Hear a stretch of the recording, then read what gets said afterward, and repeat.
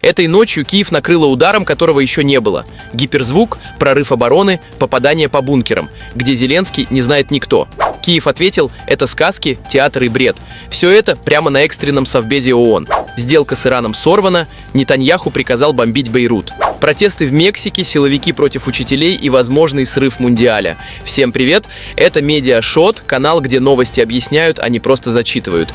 Я Александр, и сегодня разберем все по полочкам. Лайк, подписка и начинаем.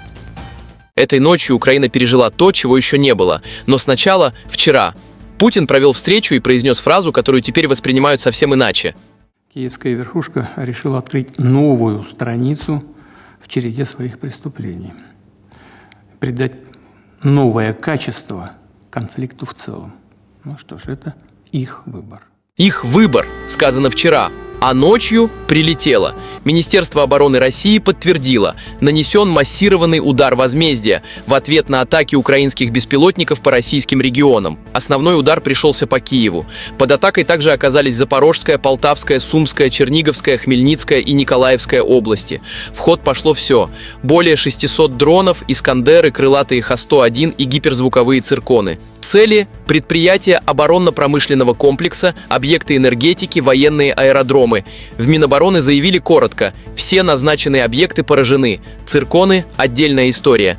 Гиперзвуковые ракеты, разгоняющиеся до 9 махов, способны вскрывать бетонные перекрытия самых глубоких бункеров. По имеющимся данным, удары наносились в том числе по подземным укрытиям, по тем самым, которые считались неуязвимыми. Именно поэтому сейчас так много разговоров вокруг судьбы Зеленского. Украинская оборона не справилась. Разрушения зафиксированы во всех районах Киева. Центры принятия решений, инфраструктура и военные объекты. На украинских ресурсах открыто пишут: отбиться не удалось.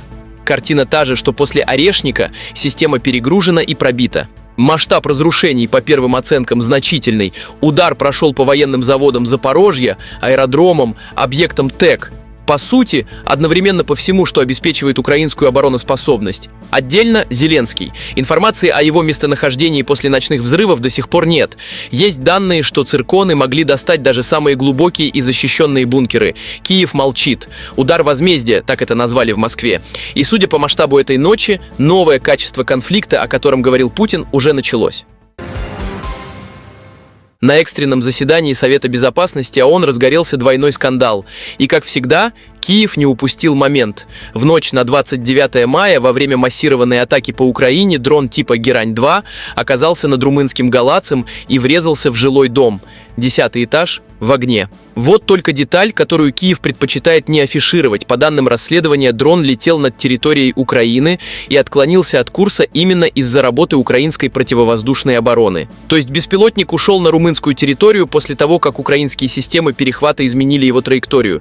Кто в итоге направил его на союзника по НАТО, вопрос, который в зале Совбеза никто особо не захотел поднимать. Но Киев уже знал, что делать с этой историей. Украина полностью доверяет официальным выводам властей Румынии о том, что это действительно был российский беспилотник и ничто иное.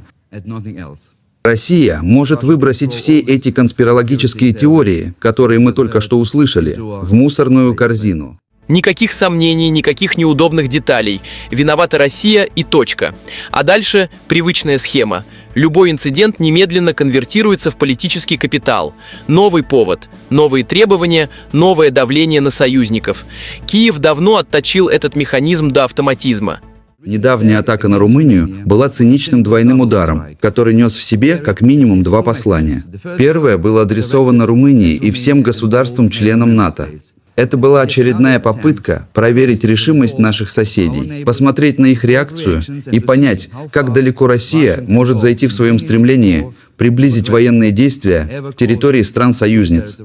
Схема отработана до автоматизма. Любой инцидент – повод потребовать от Запада больше денег, больше оружия, больше вовлеченности. На этот раз Киев потребовал увеличить поставки противовоздушной обороны в 10-20 раз и начать физически перехватывать российские ракеты над украинским небом силами союзников. По сути, прямое втягивание НАТО в конфликт. Второй акт того же спектакля – Запорожская атомная электростанция. Россия обвинила Украину в атаке на станцию.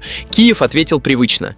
Мы решительно отвергаем это бесстыдное утверждение, которое является всего лишь плодом богатого воображения России. Как и в случае со Старобельском, нет независимой проверки этого необоснованного утверждения. Вместо того, чтобы снова устраивать это театральное представление, Россия должна немедленно освободить Запорожье, крупнейшую АЭС на европейской территории, прекратить играть с ядерным огнем и убраться из Украины. Громко, эмоционально, эффектно. Украинская делегация в финале даже процитировала советское кино про ложь, возведенную в ранг закона. Красивый жест для камер. Только вот вопрос, который остается за кадром: кому выгодно, чтобы этот конфликт продолжался как можно дольше? Ответ на него Киев в Совбезе не дал и не собирался. Ближний Восток снова горит, и один приказ Нетаньяху поставил под удар все, что Трамп выстраивал с Ираном последние месяцы.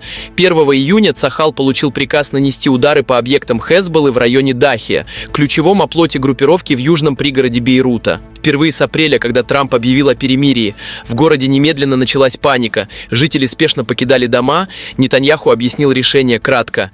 Совместно с министром обороны я отдал приказ армии обороны Израиля нанести удары по объектам террористов в Бейруте. Мы не допустим ситуации, при которой Хезболла будет атаковать наши города и наших граждан, а ее штаб-квартира в Бейруте останется неприкосновенной. Мы продолжаем наращивать оперативную активность на юге Ливана и уничтожаем опорные пункты Хезболлы. Хезболла в бегах. Мы полны решимости восстановить безопасность на севере страны, как мы это сделали на юге. Израиль сделал свое, а теперь последствия. Иран отреагировал немедленно. Тегеран приостановил все переговоры с американцами, обмен сообщениями через посредников прекращен. Причина названа прямо: удары Израиля по Ливану. Иран считал мир в Ливане обязательным условием перемирия с Вашингтоном и заявил, что это условие нарушено на всех фронтах. Но этим Тегеран не ограничился. Иран пригрозил полностью заблокировать Ормузский пролив и активировать другие фронты, включая Баб-эль-Мандебский пролив. Это уже не просто дипломатический демарш, это угроза мировой торговли. Нетаньяху это знал, Вашингтон это знал, и тем не менее приказ был отдан. Переговоры, которые Трамп продвигал как главный дипломатический результат, остановлены. Иран не возобновит диалог до полного вывода израильских войск из Ливана, а этого в ближайшее время не произойдет. Ближний Восток снова на пороге большой эскалации, и на этот раз ставки значительно выше, чем просто перемирие в Ливане.